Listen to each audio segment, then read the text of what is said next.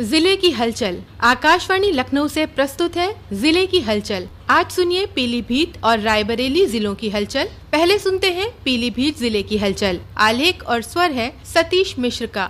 Monsoon season के शुरुआती दौर में हुई भारी बरसात और बैराजों से पानी छोड़े जाने से इस बार शारदा और देवा नदी में भारी बाढ़ देखने को मिली। जिले के 222 गांव और 1.5 लाख की आबादी जिससे प्रभावित हुई। ऐसा पहली बार हुआ कि जिले का रेल संपर्क पूरे देश से कट गया और बरेली लखनऊ छोड़कर अन्य सभी सड़क मार्गों पर भी आवागमन बाधित हुआ। संचार और बिजली आपूर्ति भी अस्त व्यस्त रही। बाढ़ पीड़ितों का हालचाल लेने प्रदेश के मुख्यमंत्री योगी आदित्यनाथ पीलीभीत पहुँचे। बेचदिया जाकर पीड़ितों से मिले और उन्हें राहत सामग्री वितरित की। मुख्यमंत्री ने जिले के सांसद और केंद्रीय मंत्री जितेंद्र प्रसाद और जल शक्ति मंत्री स्वतंत्र देव सिंह के साथ बाढ़ प्रभावित इलाकों का हवाई सर्वेक्षण भी किया।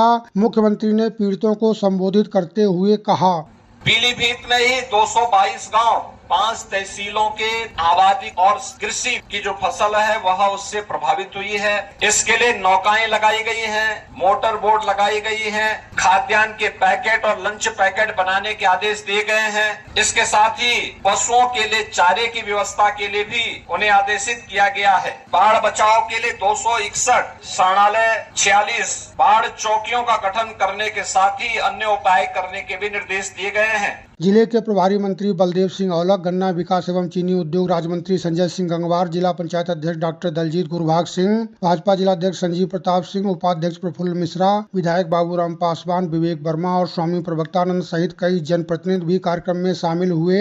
बीसलपुर, पीलीभीत और अमरिया तहसील क्षेत्रों में देवाहा के पानी ने तबाही मचाई तो पूरनपुर और कलीनगर तहसील क्षेत्र में शारदा नदी का सैलाब मुसीबत बना हुआ है। जिला प्रशासन द्वारा बाढ़ कंट्रोल रूम स्थापित करके जिलाधिकारी संजय कुमार सिंह के निर्देशन में राहत सामग्री का वितरण शुरू कराया गया है। बाढ़ प्रभावित कलीनगर तहसील के उप जिलाधिकारी आशुतोष गुप्ता ने सैलाब के मौजूदा हालात के बारे में आकाशवाणी को बताया। जनपद पीलीभीत के पूर्व दिशा में शारदा नदी के तट पर तहसील कलीनगर क्षेत्र के लगभग 50,000 की जनसंख्या बाढ़ प्रभावित क्षेत्र में आती है। गत दिनों में शारदा नदी के जल स्तर में अचानक वृद्धि के कारण 4 लाख क्यूसेक से अधिक पानी छोड़े जाने के कारण लगभग 15 से 20,000 आबादी के घरों में पानी प्रवेश कर गया, जो कि अगले दिन धीरे धीरे करके समाप्त हो चुका है। वर्तमान समय में राहत कार्य युद्ध स्तर पर चलाया जा रहा है, जिसके क्रम में कम्युनिटी किचन, फसल क्षति सर्वे, पशुओं का टीकाकरण और मेडिकल टीमें काम कर रही हैं। इसके अतिरिक्त शासन के निर्देशों से लगातार खाद्यान्न वितरण का कार्यक्रम किया जा रहा है और स्थिति पर लगातार नजर रखी जा रही है। बाढ़ और अतिवृष्टि से रेल ट्रैक क्षतिग्रस्त होने के कारण सभी ट्रेनों का संचालन भी निरस्त किया गया था। हालांकि अब तक पीलीभीत, टनकपुर और पीलीभीत शाहजहांपुर रूट पर मरम्मत के बाद ट्रेनों का संचालन शुरू करा दिया गया है। बरेली और लखनऊ रेलखंड पर ट्रेन संचालन शुरू कराने के लिए मरम्मत कार्य युद्ध स्तर पर जारी है। वर्षा जनित हादसों में जिले में करीब आधा दर्जन लोगों की मृत्यु हुई है। सप्ताह भर में 6 लोग सर्पदंश में जान गंवा चुके हैं। सैलाब से घर, फसल और पशु हानि भी हुई है। मुख्यालय पर ऑफिसर्स कॉलोनी सहित नगर के कई मोहल्लों में जलभराव से हालात काफी खराब रहे। पुलिस अधीक्षक अविनाश पांडे के नेतृत्व में जिले की पुलिस ने एनडीआरएफ, पीएसी और एसएसबी की मदद से प्रभावित इलाकों में रेस्क्यू अभियान चलाया।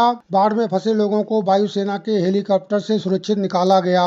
मानसून सीजन के चलते पीलीभीत टाइगर रिजर्व 25 जून को पर्यटकों के लिए बंद कर दिया गया है। इस सीजन में यहां सैलानियों की संख्या के साथ राजस्व भी कई गुना बढ़ा है। इस बार टाइगर रिजर्व की आमदनी 1 करोड़ 34 लाख से अधिक पहुंच गई है। पीलीभीत जिले का आकांक्षी ब्लॉक पूरनपुर संपूर्णता अभियान में चयनित हुआ है। अभियान के शुभारंभ के बाद से 6 संकेतकों पर काम शुरू करा दिया गया है। इस बारे में मुख्य विकास अधिकारी के सिंह ने बताया। स्वास्थ्य के 3 पैरामीटर हैं कि जो डायबिटिक हैं, जो हाइपरटेंशन में हैं, जो गर्भवती महिलाएं हैं, इनका स्वास्थ्य परीक्षण करके इनको उस बीमारी से जो है निजात दिलाने की कोशिश किया जाए या इनके स्वास्थ्य पर विशेष ध्यान रखा जाए। कृषि का जो मानक है वह है कि मिट्टी का जो है टेस्ट हो और उसमें क्या कमी है उनको बताया जाए। न्यूट्रिशन की दृष्टि से महिलाओं को उनके पुष्ट आहार को उपलब्ध कराया जाए और उनका चयन करके उनके स्वास्थ्य का परीक्षण कराया जाए। इसी तरह से जो समूह की महिलाएं हैं उनको रिवॉल्विंग फंड देकर जिसका उन्होंने चयन किया है उसमें अपना कार्य प्रारंभ 3 नए आपराधिक कानूनों का पीलीभीत जिले में व्यापक प्रचार प्रसार किया जा रहा है। पुलिस अधीक्षक अविनाश पांडे के निर्देशन में गांधी प्रेक्षागृह में निरीक्षकों व उप निरीक्षकों को प्रशिक्षण दिया गया। प्रशिक्षण के बाद इन कानूनों की जानकारी परखने के लिए परीक्षा आयोजित की गई, जिसमें जनपद के समस्त थाना प्रभारी, उप निरीक्षक एवं प्रशिक्षु उप निरीक्षकों द्वारा प्रतिभाग किया गया। अधिवक्ता संगठनों द्वारा भी 3 नए कानूनों की जानकारी हेतु कार्यशालाएं आयोजित की जा रही हैं। पीलीभीत जिले की हलचल के बाद आइए सुनते हैं